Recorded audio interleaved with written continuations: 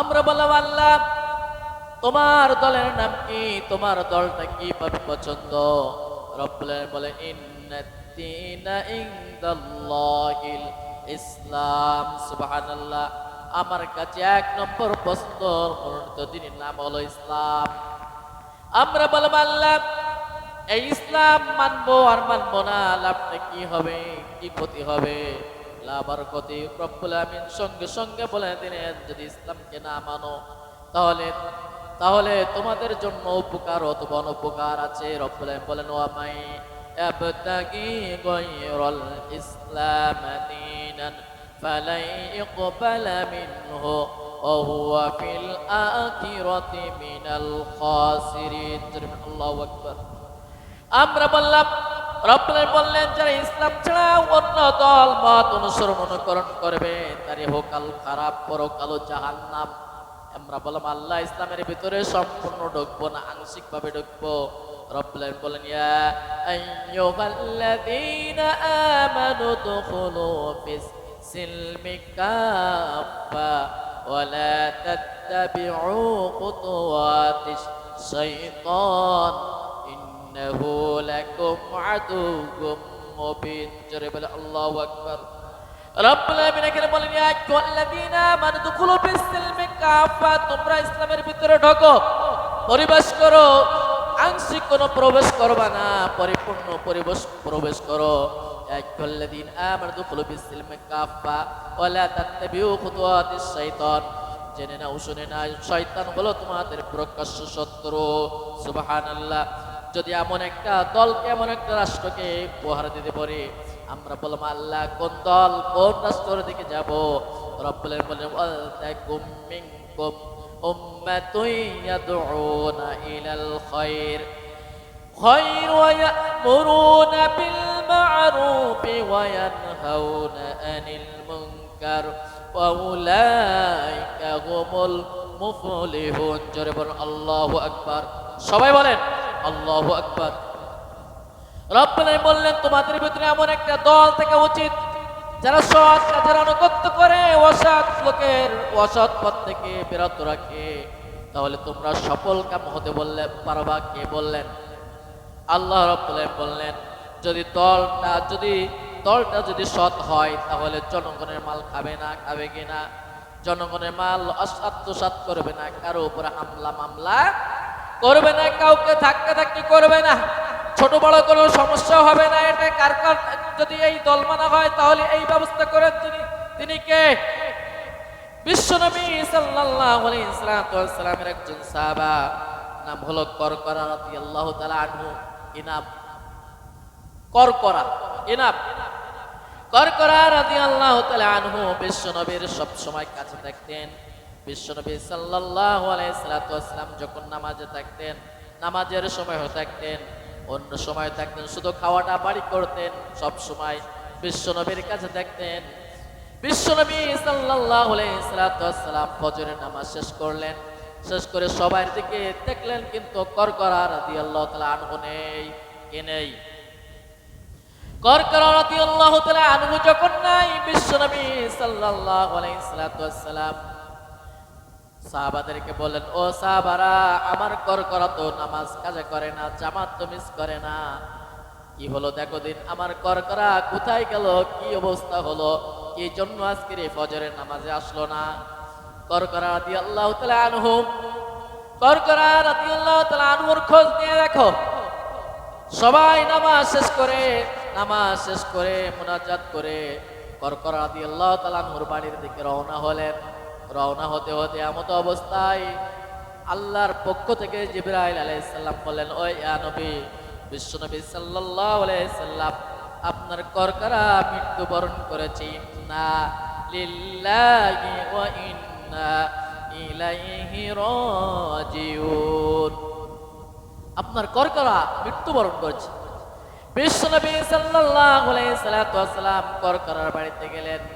যাওয়ার আগেই জিবরাইল আলাইহিস সালাম বলেন, ইয়া রাসূলুল্লাহ, হাবিবাল্লাহ, আপনার কাছে মেসেজ হলো করকরা রাদিয়াল্লাহু তাআলা আনহুর অভ্যাস কিন্তু একটা খারাপ ছিল। কি খারাপ? অভ্যাস খারাপ ছিল, এই জন্য রব্বুল আমিন তাকে জাহান্নাম ঘোষণা করেছে। কি ঘোষণা করেছে? ইয়া রাসূলুল্লাহ হাবিবাল্লাহ, কোনটা খারাপ ছিল আল্লাহ তাআলা এটা বলেন নাই, তবে শুনেছি একটা অভ্যাস খারাপের জন্য জাহান্নামী। কয়টা অভ্যাসের কারণে? আমরা এখান থেকে শিক্ষা নিতে হবে। বিশ্বনবী সাল্লাল্লাহু আলাইহি সাল্লামের চোখ থেকে দর দর করে পানি পড়লো। সাহাবারা জিজ্ঞেস করলেন, ইয়া রাসূলুল্লাহ হাবিবাল্লাহ, আপনি কাঁদতেছেন কেন? আল্লাহর নবী বললেন, এই মুহূর্ত জিবরাইল আমাকে মেসেজ দিয়ে দিল, বলে দিয়ে দিল, ইয়া রাসূলুল্লাহ হাবিবাল্লাহ, করকরা কিন্তু জাহান্নামী। ও সাহাবারা, বুঝলাম না যে করকরা আমার সঙ্গে সব সময় থাকতো, কেমনি ভাবে জাহান্নামী হইল, এটা আমার বুঝ আসলো না। বিশ্বনবী করকরার বাড়িতে গেলেন, গিয়ে তার স্ত্রীকে দেখলেন, অনেক মানুষকে দেখলেন। দেখার পরে বিশ্বনবী করকরার স্ত্রীকে বললেন, ও করকরার স্ত্রী রে, আমার একটু জানতে ইচ্ছা হয় যে করকরা কোন দুষ্ত্রুটি আছে কিনা, কারণ সবচেয়ে বেশি জানেন তার স্ত্রী, ঠিক কিনা? কে জানেন? স্ত্রী। স্ত্রী বললেন, ইয়া রাসূলুল্লাহ হাবিবাল্লাহ, আমার স্বামী এত ভালো মানুষ আমি আর দেখিনি, এত ভালো মানুষ। ইয়া রাসূলুল্লাহ, ইয়া হাবিবাল্লাহ, আমার স্ত্রী নিঃসন্দেহে একজন ভালো মানুষ। এবারে বিশ্বনবী সাল্লাল্লাহু আলাইহি সাল্লাম বললেন, করকার স্ত্রী, আল্লাহর পক্ষ থেকে জিবরাইল আলাইহিস সালামের মাধ্যমে আমাকে জানানো হয়েছে তোমার স্বামী হলো জাহান্নামী, কিন্তু আমার বুঝ আসে না এমন ব্যক্তি কেন জাহান্নামী হইবা। বিশ্বনবী সাল্লাল্লাহু আলাইহি সাল্লাম করকার স্ত্রীকে বলেন, করকার স্ত্রী, একটু ভাবো কোনো অপরাধ কি করকরা করেছে কিনা একটু ভেবে দেখো। এরপরে করকর স্ত্রী বলেন, ইয়া রাসূলুল্লাহ হাবিবাল্লাহ, আমি একটু ঘরের ভিতরে যাই। ঘরের ভিতরে গেলেন, যাওয়ার পরে একটা আবা নিয়ে আসলেন। কি জিনিস? আবা চেনেন তো? ওই বক্তারা জায়গায় দেয় না, পাঞ্জাবির উপরে, দেখেছেন? দেখছেন? এই আবা নিয়ে আসছে, খুব চকচকে। করকার স্ত্রী বললেন, ইয়া রাসূলুল্লাহ হাবিবাল্লাহ, এই আবাটা আপনি চিনতে পেরেছেন কিনা? বিশ্বনবী বললেন, হ্যাঁ চিনেছি। এই যে কয়েক বছর আগে এটা আমি বাইতুল মালে রেখেছিলাম। কোথায়? কথা বলে না। বাইতুল মানে সবার, একজনের নাই, সবার অধিকার। বিশ্বনবী বললেন, ও করকরা স্ত্রী রে, করকরা আমাকে বললেন, ইয়া রাসূলুল্লাহ হাবিবাল্লাহ, আমি এই আবাটা গায়ে দিচ্ছি, দেখেন তো সুন্দর লাগছে কিনা।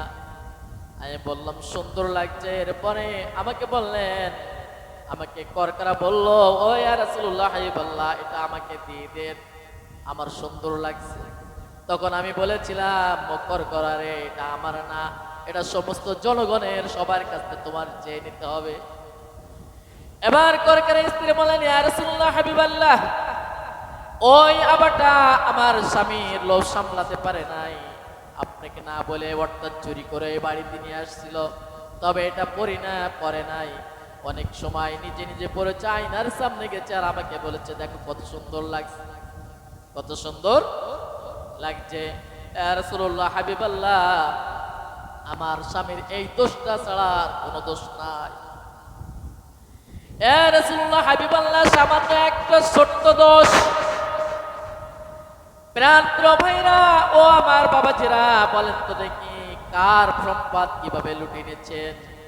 এরকম ব্যক্তি আছে না নাই?